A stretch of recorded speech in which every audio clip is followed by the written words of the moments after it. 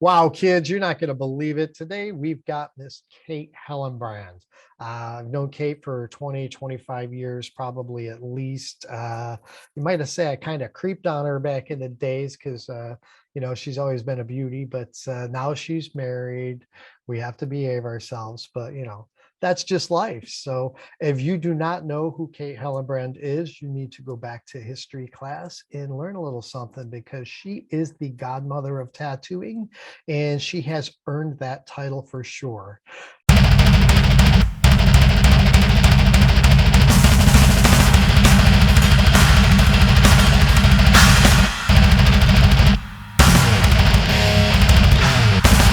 How you doing this morning, Kate? Pretty good. Pretty good, It, Mark. How are it, you?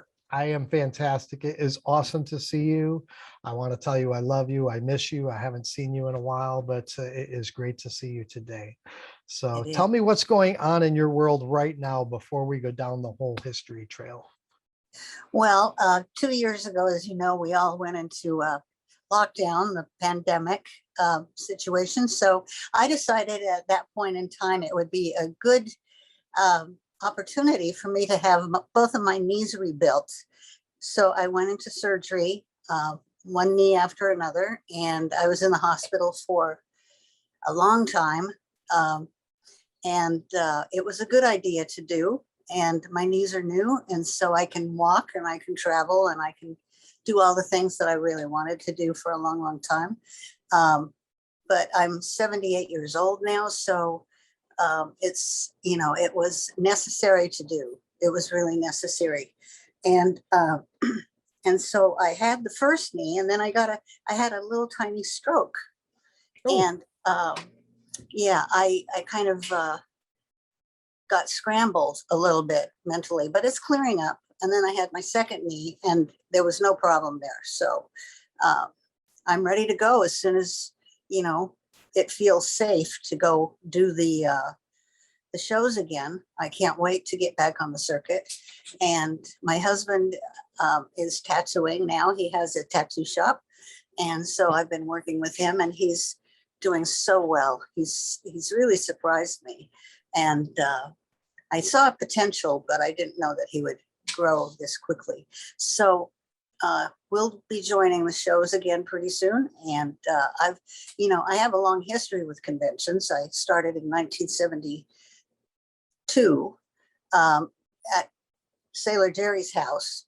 It was called the Council of the Seven, and there were seven of us. That was Ed Hardy, me, Michael Malone, Kazuo Oguri from Japan, Jerry, of course, his shop girl, Mickey, and Des Connelly, who made Sailor Jerry's tattoo machines.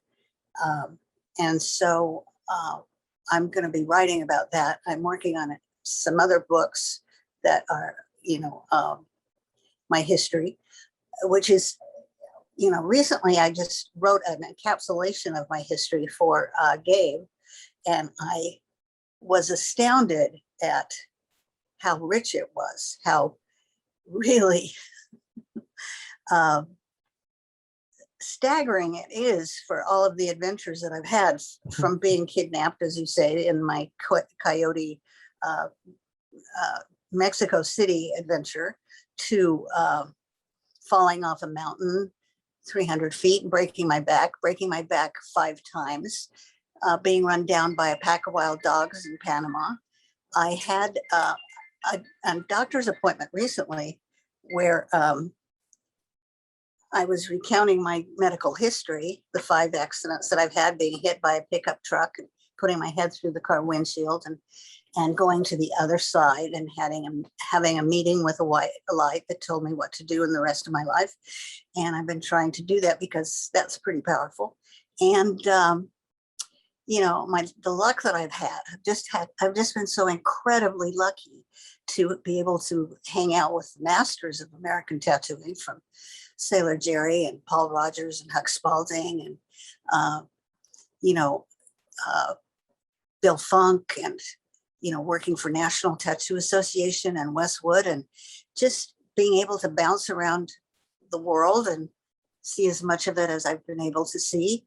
And I was staggered by my history. And so I don't know how I'm going to write this out because it's just too much, but this really should be the encyclopedia of Kate Hellenbrand's adventures. But yeah, I have to do that. So No, and I agree. You have an incredibly rich history. I mean, I'll meet new people or even people I've known, and I'll start, we'll start rambling and talking, and my history is fairly rich, but it's relatively boring considering yours. But I reach these points when I'm talking to people, and you can tell that they're kind of looking through you. They're like, all right, this guy's just a compulsive liar. He, right. And they just, it's like they don't realize that like we have lived lives where, there's the quote of, you can't make this shit up. Well, that's it. That's where a lot of us have been in this industry, and more so the folks that were there earlier, because you had to break down some walls and boundaries and barriers and whatnot and stuff. But I know you well enough to know that you don't lie about anything. So if you do stretch a truth, it's probably just just because something got misplaced, because you got so much to remember. I would think is that's the way I look at my own history. Is like I can't keep track of my own history quite often, and I'm only like a fraction of the way through life as to where you're at now, and you've been doing it longer and harder, and it's awesome. I love your stories. So I can only imagine. I remember reading like the notes you told Gabe that your doctor said, all right, now you're just making shit up. And I was like, man, I get that, because I get people, you could tell like you're in a conversation, they lose interest because they just think you're lying. And it's like, no, I have no reason to lie. It just doesn't, my history is my history. I'm not proud of a lot of it, but I'm not going to lie about any of it. So, but yeah. So you're saying the Council of Seven was in 72, and that was per se the first convention, because I was under the impression that Lyle and Dave Yorku's convention in Houston in 1976 was the first U.S. Territory convention. So Right. I just learned a little something new already in this short little clip here. So tell us more about that. I mean, how was that arranged? Who was invited to participate and who didn't show up? I mean, there wasn't that many back then. No, this was the first quote unquote international gathering of tattoo artists. Okay. It was arranged by Sailor Jerry because Michael Malone and I had been documenting tattooing on the East Coast for years. It was illegal in New York and on the East Coast largely.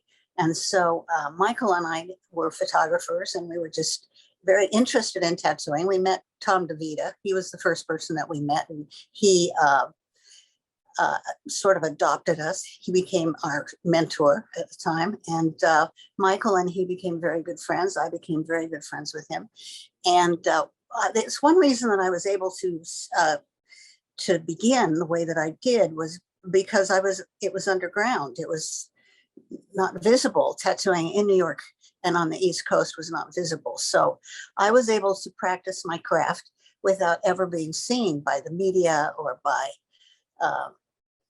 anybody who was going to tell me that I should not be a tattoo artist, because at that point in time there were no women tattooing that I knew of. There was Bev Robinson in Australia, and there was Rusty Skews in England, and that was the only two women that I knew of that had picked up tattoo machines. And I really fell in love with tattooing. I really fell in love with the craft and the science and the adventure of it, and the characters that were involved in it, the sideshow people like Huck Spalding and his wife Josie, who were the funniest people in the world. And so I became very close to them. Tom wouldn't travel to get his tattoos by Huck. So I bought a bus. I was working for an advertising agency. That's my avocation. And because of my overtime that I was able to collect, I was able to buy a brand new 1972 Volkswagen bus. So we would put Tom in the back of it, and we would drive up to Huck and let Tom get a tattoo, get more work on his back, and then we'd photograph it, and whoever else was up there. And because they're carny people, and because my grandmother was my biggest supporter as a child and wanted me to see everything and become, you know, aware of people that were different than us because they were pretty wealthy. She would take me to all the sideshows and all the carnivals and things, and I would see all these people like Freaks. Freaks is now available on Netflix, by the way, and I highly encourage everybody who has an interest in people who are different or people, you know, where this all came from, is to watch that movie, a black and white Todd Browning film from the 1920s called Freaks. And there are actual pinheads in it, and you know, people with no arms and legs who are living full and adventuresome lives, traveling around the country and making a living. And so I was able as a child to be able to meet some of these people. My grandmother would take me to these sideshows. I remember one of my first memories of perspection was my grandmother sitting me on a giant's lap, and I was putting my little 4 or 5-year-old fist through his wedding ring, and then I looked up and I saw that it was his wedding ring, and he put it on, and then I looked up and saw this giant that I was suddenly sitting with, you know, and I met these people that were charming and funny and lovely, and that's where, when I met Paul Rogers, when I met Huck Spalding, when I met, you know, Josie Spalding, and knew that these were the people that were, you know, not too far from that film and not too far from that lifestyle. I became, you know, very much enamored by their freedom and their love of each other, their love of community, and their ability to, you know, overcome so many different things that they had to overcome in order to live this life. They found a way to get through life with their limitations, and they didn't have any self-pity. They didn't have any, you know, anger at their situation. They were just funny, lovely people. And so they embraced their scenario and made the best with it. That's right. Yeah, more people should think that way. Yes, they were my heroes. And so I decided when I met Huck and Josie that this was a lifestyle that I wanted to embrace too. And so I kind of really clung to them as mentors. And so that's how it all started. I still have all the negatives. I still have the photographs. I have all of the history that I've recorded. When I told Gabe that, you know, I had it in different storages all over the country, and people would break into my storages knowing that I wasn't going to be around anymore. I'd been gone for a long time or whatever, and they'd steal my TVs, they'd steal my, you know, reclining chairs, they would steal whatever was useful to them. Excuse me. But they left all the photographs, all the letters, all of the, you know, documentation, all the, you know, memorabilia that I had. And so I can still now put my book together with all of those pieces, and it's going to be a complete history. And I'm very grateful to all those people who left all that stuff behind, because I didn't want to deal with it anyway. But yeah, it was, so anyway, because I worked for an advertising agency on Fifth Avenue in New York, our neighbors were the Museum of Modern Art and the Museum of American Folk Art. I really loved the Museum of American Folk Art. And so I learned by putting their permanent portfolio together for them that they were going to do a show about tattooing. This was in 1971.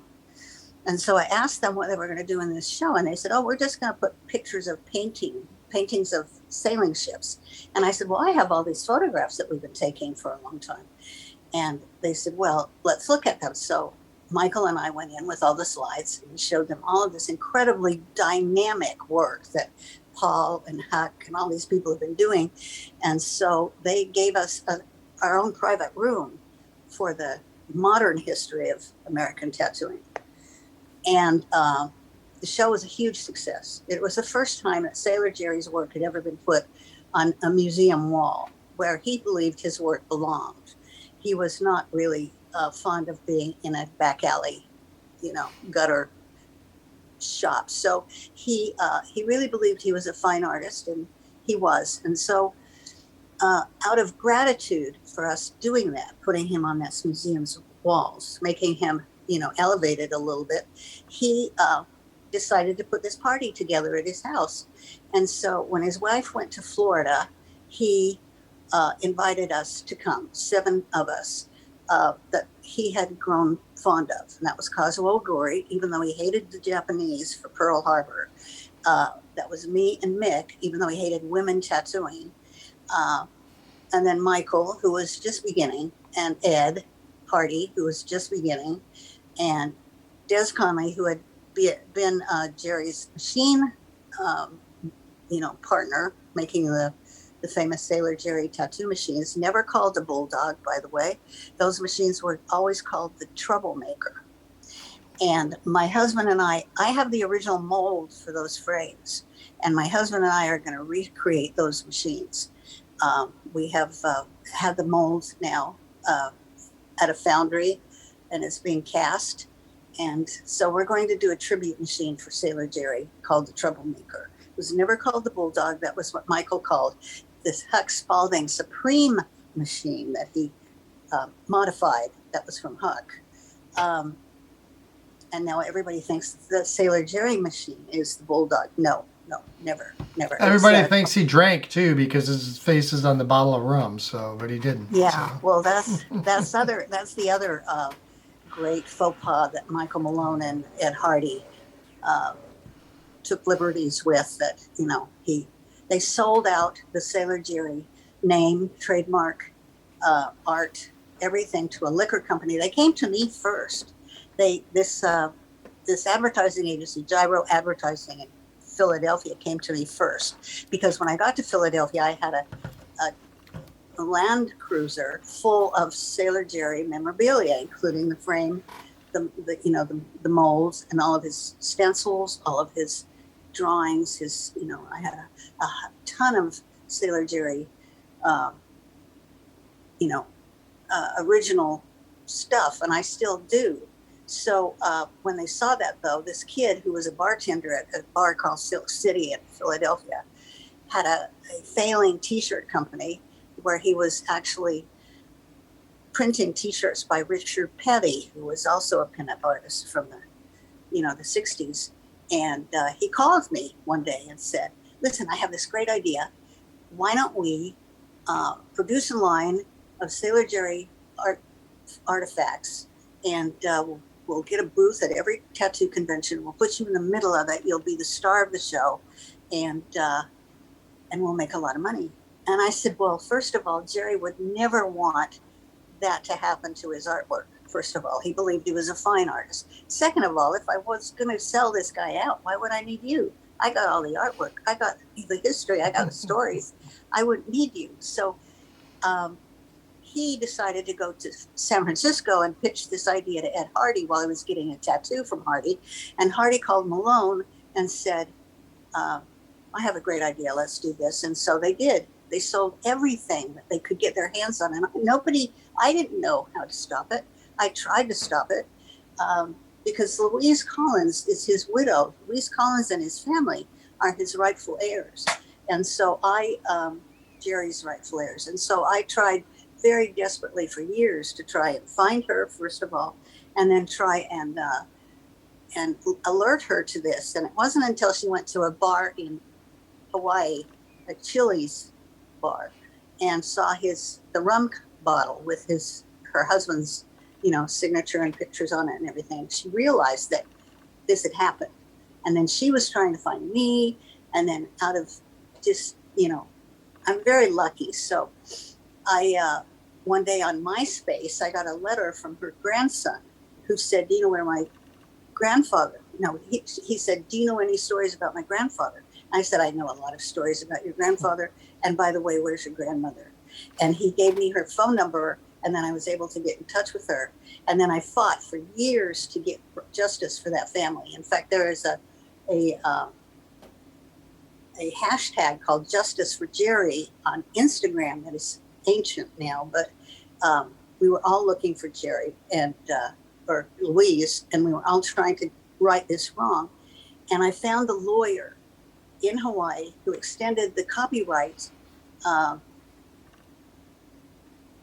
the copyright, I guess, what would you call it? You know, uh, yeah, the laws about copyrights, and extended them from 7 years to 70 years. So this attorney was able to fight for Jerry and Louise and Jerry's children and grandchildren in a court of law, and they prevailed. And they sued the Nice. rum company, and they're still going to make the rum and so forth, but the family got a very nice settlement out of it.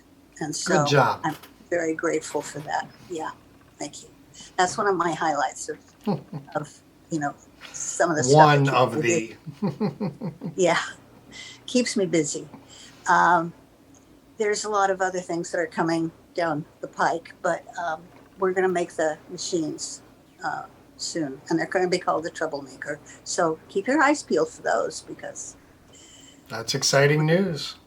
yeah, I have his daily drivers, Jerry's, and so we have an idea of how he would have built them. So that's how we're Now, gonna do that. how do you think he would feel about? I mean, because he was obviously considered himself a fine artist, stuck in a lowbrow art. So, Yeah, or what was perceived as a lowbrow art. And some people love that title, and other people hate it. But nowadays, with kids coming in with multiple art degrees that are doing phenomenal work, that's right. I think he would be pleased to see where the craft has gone. What do you think? Well, as long as they follow the basics, tattooing is an interesting craft because it encompasses chemistry, anatomy, physiology, um, it metallurgy, theology, psychology, philosophy. It follows so many threads through our history as humans, and some people are doing things that just make beautiful art, but they don't have the basis, the science of all of those disciplines to know what will make it last, what will make it stay, and so I think that would trouble him a little bit, that people have, make flashy, incredibly airbrushed looking pieces of art. But at the same time, the lifespan of those pieces is fairly short because they don't really adhere to the science and the sciences. And so Jerry was all about the science. He was an inventor. He was, a genius. And so I have all of his technical papers too. As you know, I've released a book of his philosophy of tattooing. It's called His Book, and people love that book. And they, he says things like, a tattoo is an impregnation of pigment under the skin done by a prick with a needle. It's always kind of a little twist on everything, and it's very funny, and it's a lot of his stories, but the technical stuff that Jerry knew really well isn't anywhere in that book. So I have his technical papers. So that's the second book I'm going to release of Jerry's writings. And you have to be a physician, really, to follow these books, to understand what he's talking about. The science of, carbon lasting longer than any color, the science of where do colors go, when they begin to get eroded from the skin, things like that. I think that it's important to release that, so people who are trying to tackle this as a technical field know what they're talking about, what they're doing, why their tattoos are going to fade or not fade or whatever. So it's a really heady book. It's very hard to follow because it's so deep and so, scientific, but maybe it's time to release that one too. We'll see. Could be. I mean, I believe exactly what you're saying. I mean, tattoos need more black. They need solid outlines. I'm a firm believer in all that. But and I Yeah, used to be a little more outspoken about it. But I also come to now believe if people don't keep trying to bend the rules, it's hard to find the boundaries. So you have to bend the rules. That helps you find the boundaries, and then you can come back to center. right. So, and tattooers are just resilient, stubborn old fools, really. We know that. And a lot of us don't learn until we experience, the negative. So a lot of these Right. people, they're gonna do what they do. They're gonna go out there, they're gonna try and push.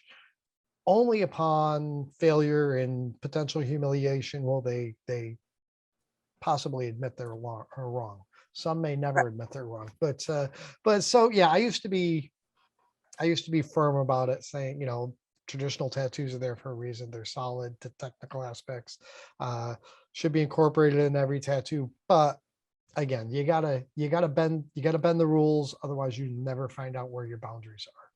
I So agree. I'm more accepting of it now than I used to be, which is weird that I'm getting more flexible in my old age when that's when most people get more stubborn. I don't know. Yeah. Well, I agree. When you look at some of these pieces that look like cells from an animation film, and they're just incredibly brilliant and bright and just staggeringly, well done. And then, uh, you wonder how long they're going to last. But the pigments have changed too. The pigments are all very different now than what they used to be. And the machines are different now. And the needles are very different now. And so, who knows? Who knows what the future's what's gonna be down the line? Yeah, I mean, there's always room for progress for sure, but Absolutely. there's a simple foundation that needs to be adhered to. You're not, I should say, unless the human anatomy develops a new way to deal with tattooing itself, I don't Right. see any vast changes happening anytime soon. We might stretch it a little bit into that area, but I don't um skin is changing. It's a living organism. So Yeah. it's not like a canvas on the wall. What you put there doesn't stay exactly where you want it for eternity. It's a living, moving organism, and the tattoos are going to change over time. I mean, a Right. tattoo never looks better than the day after, That's right.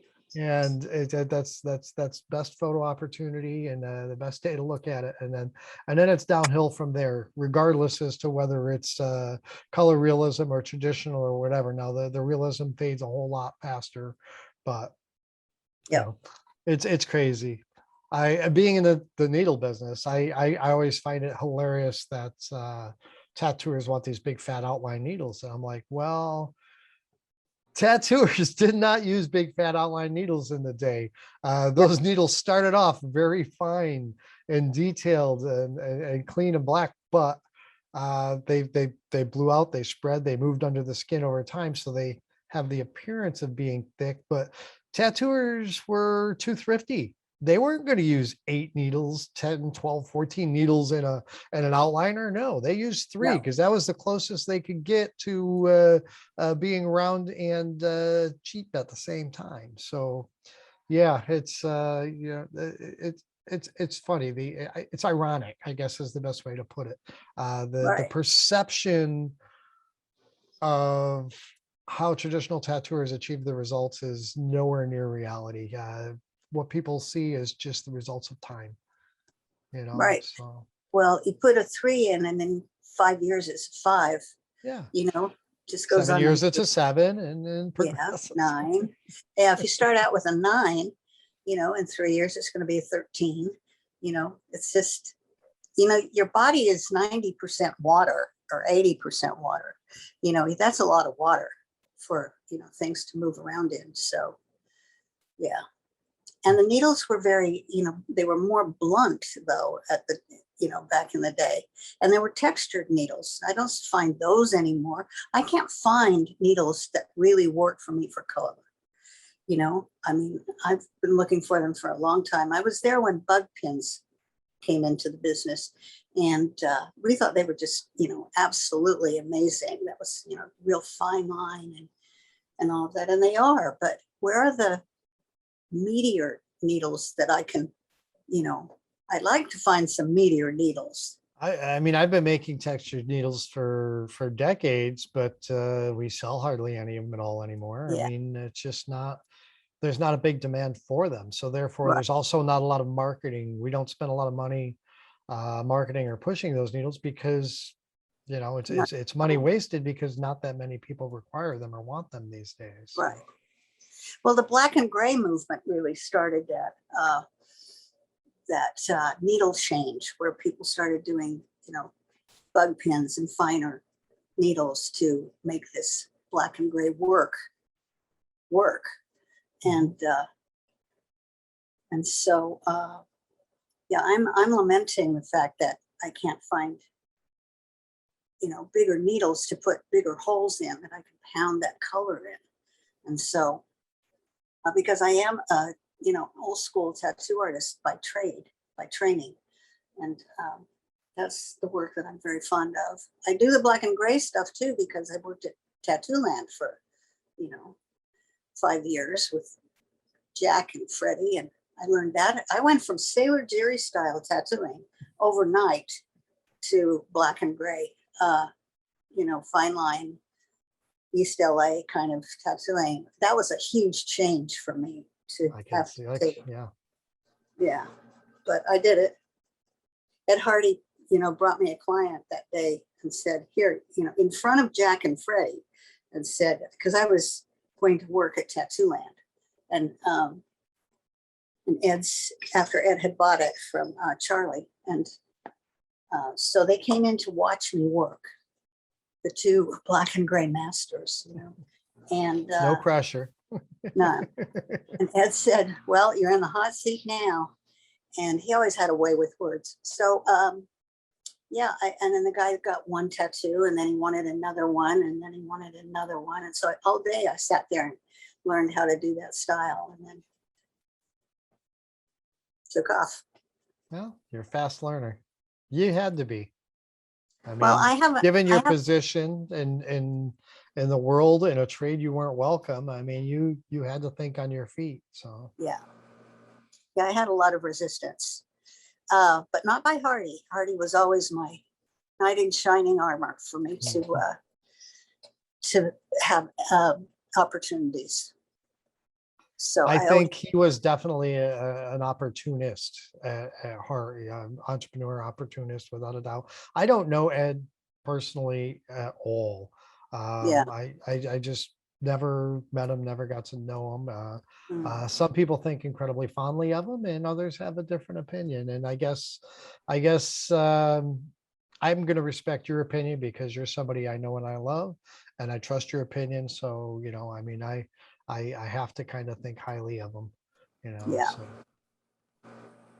He's made a huge impression in tattooing. He's really been a great advocate for me, and he's allowed me to have many opportunities that I would not have had normally. And so, yeah, he's an opportunist, though. You're right there. You have to be. I mean, a little bit of a capitalist in him for sure. He's an entrepreneur. He's an artist. I mean, he's brilliant. I mean, he's either fallen into an awful lot of amazing opportunities, or he's created a number of opportunities, and either way, he's done well for himself, and you have to respect that regardless. So I think, though, that selling out Sailor Jerry was something that I have a personal vendetta against him for. He had no right to do that, to cut out his Jerry's widow and his legitimate heirs, to make rum. I mean, that was a little black mark on his otherwise And we've all made mistakes. We know that. So, I mean, some are worse We, than others for sure, but, well, maybe not you, no, other not me. than Ross there, but hey. He was Yeah. he was a lucky mistake. Yeah, no, but He's no we have, no matter how good we try and be or whatever, we all make mistakes. We all, sure. stray from time to time and screw things up, no doubt about it. That's part of us being who we are. We like to bend the rules and break the rules and see where that lands us. Sometimes it's a good spot, sometimes it's not. So that's life. Well, no one can read the future, so you do the best you can. Right. Right. Okay, so So that are was the you show in New York. that was the show that just still find that a little bit mind-boggling. I hadn't heard that story from you before, because I was convinced that the first gathering on US soil was 76 in Houston. So That was the true convention. This was an invitation only by okay. Sailor Jerry to his home for him to get to know people he had been corresponding with. Like I said, he really despised the Japanese, but he invited Kazuo. He didn't like women tattooing, but he invited me. So, he was working through his prejudicial biases at the same time. We all do. Well, I should say most of us do. Most of us try. Yeah. Because I don't care who you are, everybody is brought up with some sort of bias, one way or another, and then it's our duty to try and evolve and become better humans as we get older. So, I Yeah. mean, we can't be held responsible for what our parents and forefathers have subjected us to when we were young. So, No, we just have to work through it and make peace. yeah. So, okay. So what else is going on in Kate's world these days? I mean, are you tattooing at all? Are you No. just working on the books?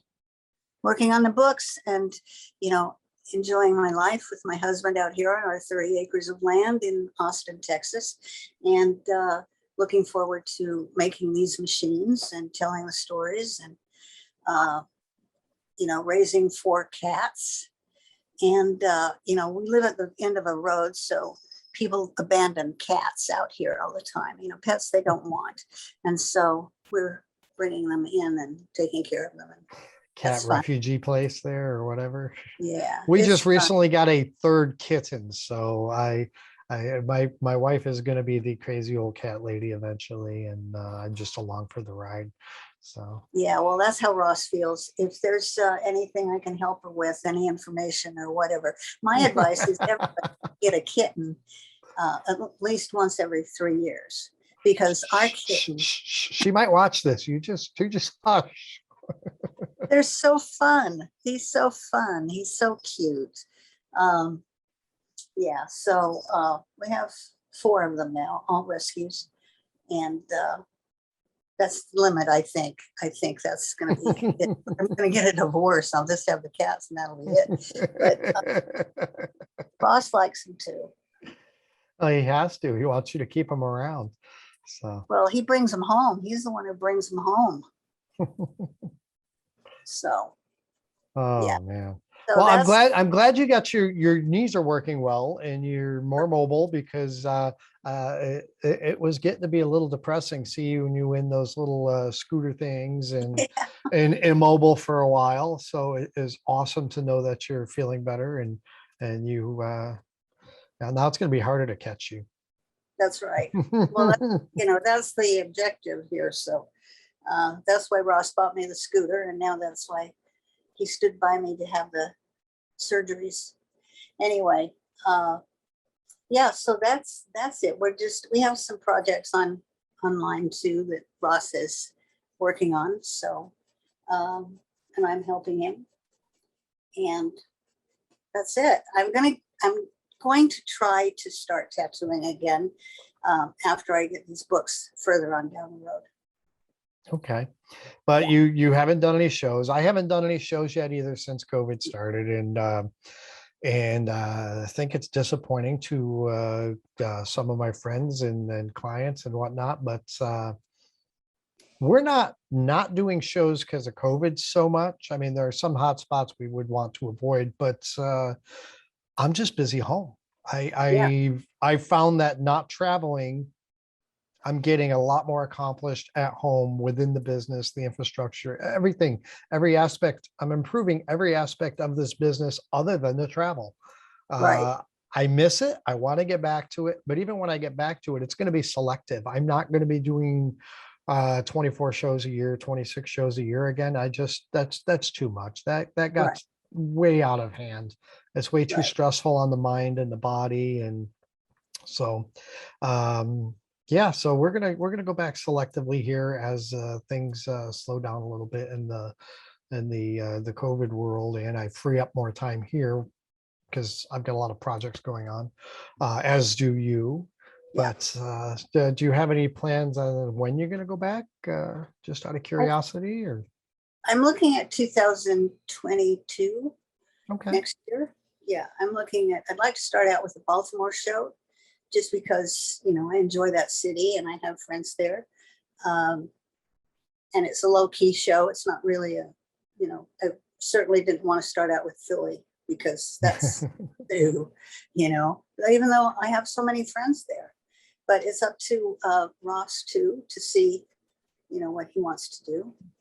With 4 cats and a dog and 30 acres of land, we have a lot of responsibilities out here. So, it's need hard a to get. ranch hand. Yeah, yeah, that's right. Maybe I'll retire from what I do and just become a ranch hand out there. Yeah. You Well, just it's gotta hard feed work. me. It's hard work. It's hard Oh, work. it is. It is. But just, yeah, Yeah. you better have a tractor. I can He bring has, mine. I'll he bring my has, tractor. you know what he has? He has these like land movers. He has like this huge, what do you call them, sweetheart? Front end loader. Front end loader. He has Yep. a front end loader, giant machine that he fixes every day. What else do you have? You have like 6 tractors. One's a hand crank tractor. Oh, I'd be So, right at home. hmm? I'd be right at home. Oh, it's fun. It's really fun. It is. He goes, okay. And he goes out at night. I say, what are you going to do, sweetie? He says, I'm going to go look at stuff. He says, you have to keep selling apartment buildings. You can't get a job out here. Oh, He damn it. has, he has other guys that work for him. So yeah, he's rented out some of this land and he's went to a school bus company. So we've got a bunch of school buses sitting out here on the land that Whatever pays the bills. yeah, pays well. And he's got friends who build, they flip houses. And so he's got those out here. He's got a lot of really dedicated people who love him very, very much. Nice. And he has a sober house for people who are, he helps a lot of people who have a drug history, who Recovery. need to get clean. And so he helps them immensely as well. It's And a so, noble cause. I like to help people. I yeah, extended myself too many times, far too often in the past, to people that weren't ready to be helped yet or weren't ready to help themselves, which is incredibly frustrating and heartbreaking. So right. I now pretty much don't extend offers the way I used to because I get tired of, getting my heart broken and disappointed or watching, people fail. So, but if somebody needs some help, I will do what I can to help for sure. If they're ready and willing to make that step for sure. Yeah, he does the same. He does the Oh. same. It's been, I've been a little bit involved in that, and I'm the tough guy who comes in and tells their use one time, you're out of the house, you're gone. Yeah. So Somebody's got to put their foot down, Kate. I try. Now you can. You I'm can a kick bitch. them. I'm a bitch. I'm out of the house. Well, like But back to tattooing for just a minute here. Sure. Like what? Okay. Okay. Yeah, you definitely don't have time to tell all your stories here because we would be here until one of us passed. And I'm willing to bet you're going to outlive me. But what is your absolute number one favorite tattoo story? Mm. Well, I think the one that always comes up that I am the most proud of and demonstrates pretty clearly who I am as a person was getting kidnapped in Mexico City in a cab because I'd gone to a tattoo convention down there with Billy Eason and Tony Olivas and a bunch of people. Paul Booth. We went down to Mexico City to a tattoo convention. Paul Booth took 11 hits of acid and climbed to the top of the pyramid and sat up there all day, communing with blood. We sat in the bar down at the bottom and drank a lot of tequila. But I had always been warned not to get in a cab alone by everybody that had gone down to Mexico. And so, I took that to heart. Don't get in a cab alone. But then, this was in the early 90s, and I was still not accepted as a female tattoo artist, really, by some people. Tony, yes, definitely, and a couple of other people. But anyway, my modus operandi was to go down to the show early in the morning before any guys got there and make a couple $100 before they even showed up and then mock them, she'd been here, And so I caught on to a lot of, the male joshing that I was subjected to and everybody else subjected each other to. So I was always trying to be, the other one is Jack Rudy making me learn to pee standing up because I was going to be one of the guys if I came to tattoo. That was a good story too. And I learned it. But now he says, he goes, that was your idea. And I said, yeah, Jack, it was my idea to stand in front of a toilet and have piss running down both legs in a pool of my own piss so I could impress you. That was definitely my idea. He said, no, I made you do that. And I said, yeah, you did. You made me do that. But so I had this warning in my head to not get into a cab in Mexico City alone. Well, Sunday morning, it was after the Day of the Dead, and it was Tony Olivas's birthday too. So I knew everybody was going to be out drinking all night long. So I knew I could get to the show, make a couple $100, and it was a great show. I loved every minute of being down there. But I decided to go early. So I go down to the hotel with my bag, and the little doorman picks up my bag and walks me out to the street, hails a cab. And he says, so I get in the cab, and all of a sudden I'm supposed to go right or left. I'm supposed to go left, about 10 blocks. And we're going right. We're going right on the freeway about 100 miles an hour. And they say, no. Convention center, Alto Hotel, take me back.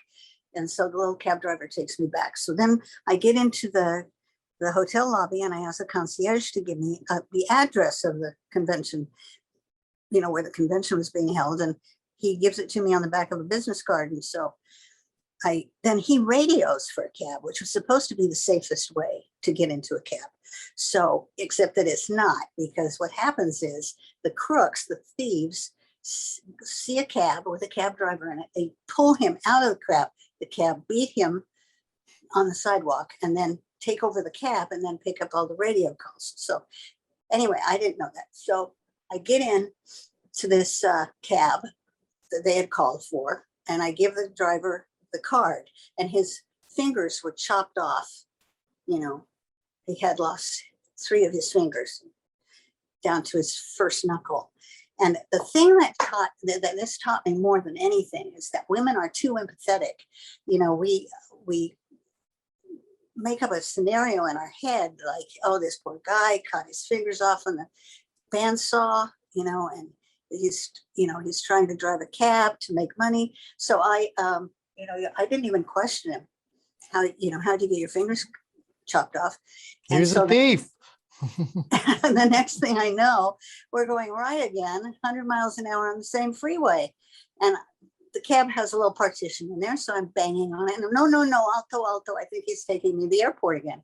No, airport, hotel, please. Alto, you know, that's the only Spanish I know.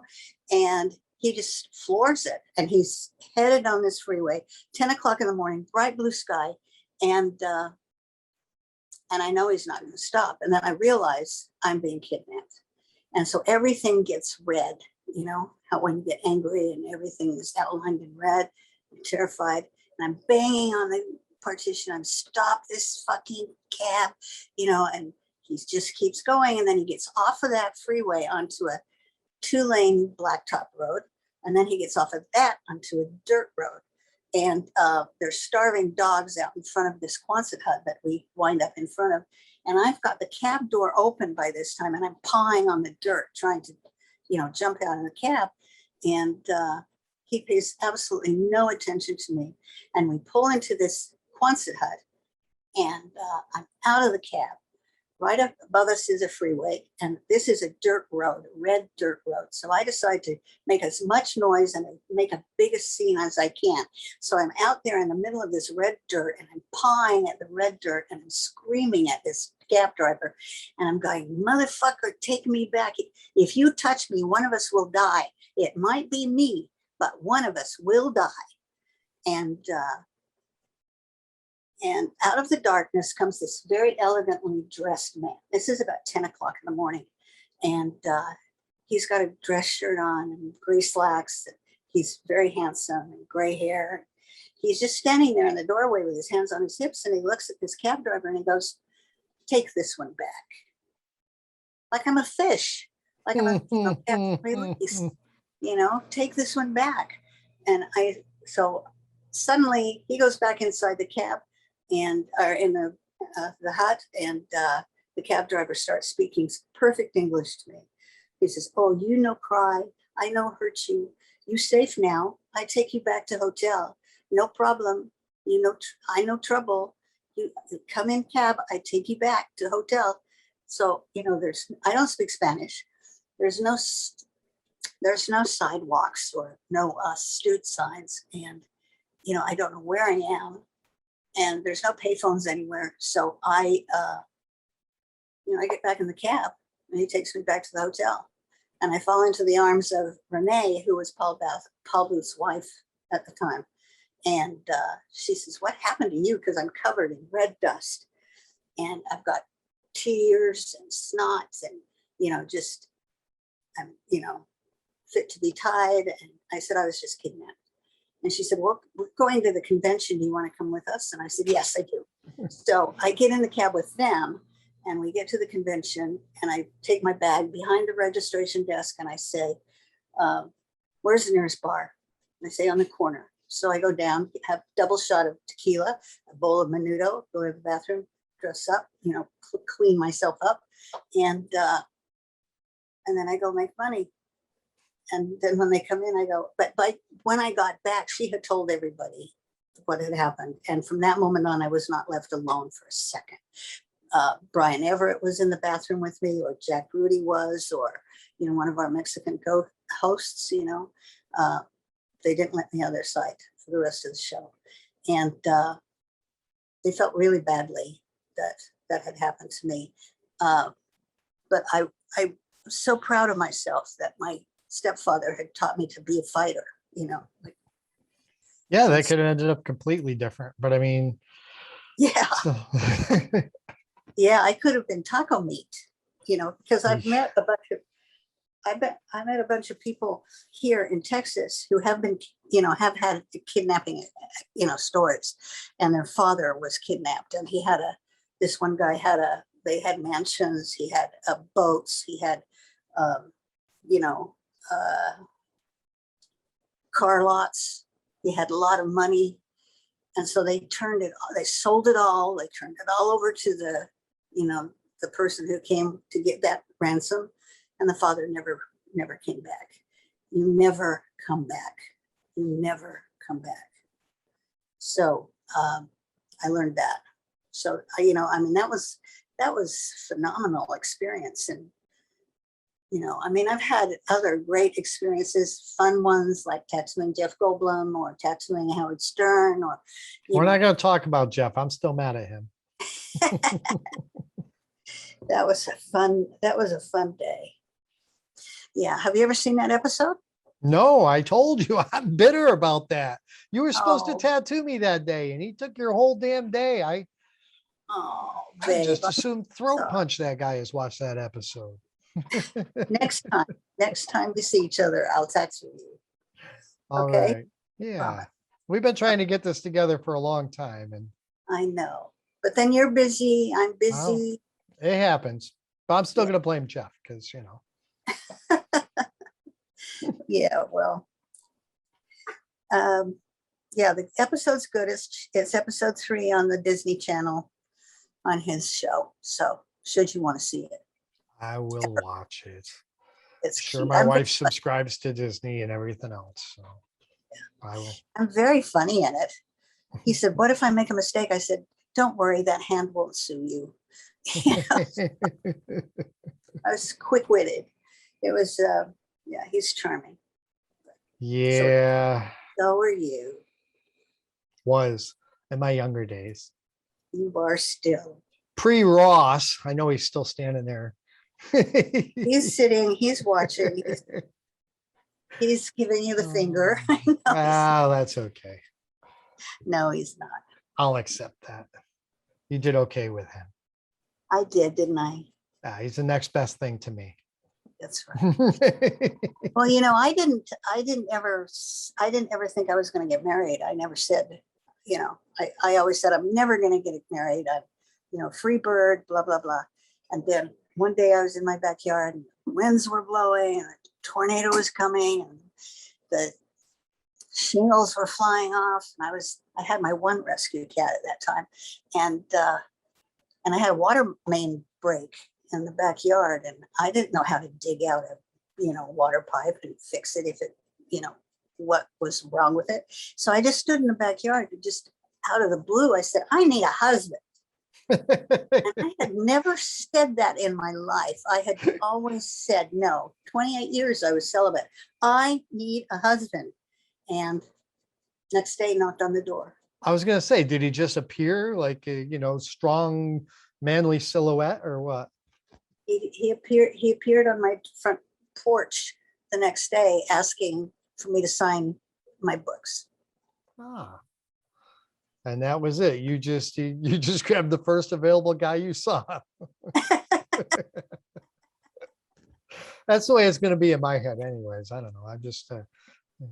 I'm sure you saw him and fell in love and all that romantic crap. I did. In my mind, it's Kate realized she needed a husband. Ross was the next guy she saw, so she just grabbed him, and that was it. Yeah, he put up a fight to get wrestled to the ground, but you know, ultimately he gave in. Smart guy. Yeah. All right. I love talking to you, and I want to do this again, just so you know. I maybe we can do this just every once in a while because you got a million stories. I'd love to hear them. I'd love to share them, but we obviously don't want to drag this on and bore people to 17 hours of you and I just having a good time. So we probably should just end this one here. Yeah. And we'll set up a time to do this again. Maybe we could pick a couple topics and then talk about a little about history, a little about your history, whatever. We'll piece together a little series out of this. How does that sound? I'd love it anytime. Awesome. Anytime. Awesome. And I can't wait to see you again in person. I miss the tattoo conventions. And there's a good chunk of people I miss, but there's a few I absolutely am heartbroken over not seeing, and you were definitely at the top of that list. So, well, I feel the same way about you. All I feel right, the same way about you, my good friend. I love you. Anything else you want to say? Anybody else you want to say hello to? Anybody you want to tell to fuck off? Take a minute and Well, there are a few people I'd like to tell fuck off. State your piece, girl. No, I'm very happy and I'm very fond of everyone that I know, and I miss them all. And I miss the noise, I miss the camaraderie, I miss the jokes, I miss the personal, The whole experience. Yeah. Yeah. And the good and the bad. Everybody should It's go to just part the of it. tattoo convention. Everybody should go to your local tattoo convention and just meet these characters, because that's how it all starts. Yeah. We're And all don't be there. and don't be afraid and don't be intimidated, because they're just humans, just like you and I. And just walk up and introduce yourself, and if you're a decent human being, you'll probably be adopted into the pack. It's just that That's right. simple We're friendly, loving people. for the most part. And we'll give you stickers. A little hot on the tequila, and maybe sometimes we might get a little rogue, but hey, that's part of the fun too. Yeah, yeah. There's nothing about tattooing that isn't fun. I think it's all fun. Yeah, I gotta say, I mean, my job gets stressful at times, but Yeah. I even enjoy those parts. I just love every aspect of it. I love almost all the people. There's always the few, but I mean, I love almost all the people. I love the experience. I love everything about it, or I wouldn't do it. Let's just put it that way. I'm too stubborn to sit around and do something I didn't enjoy. I would have No, walked we away don't. decades ago. We don't have to do anything we don't enjoy now. That's Mhm. probably the best part of it. is that Absolutely. we just get to do what we want to do. That's why everybody wants to do it. Mhm. But yeah, I'm very friendly. You're very friendly. We're easy to get to know. We're happy people. Come and say hi. Absolutely. All right, kid, I'm gonna let you go. I love you. I miss you. Ross, Aw. thank you for your assistance today. And I hope to see you guys soon. I hope so too.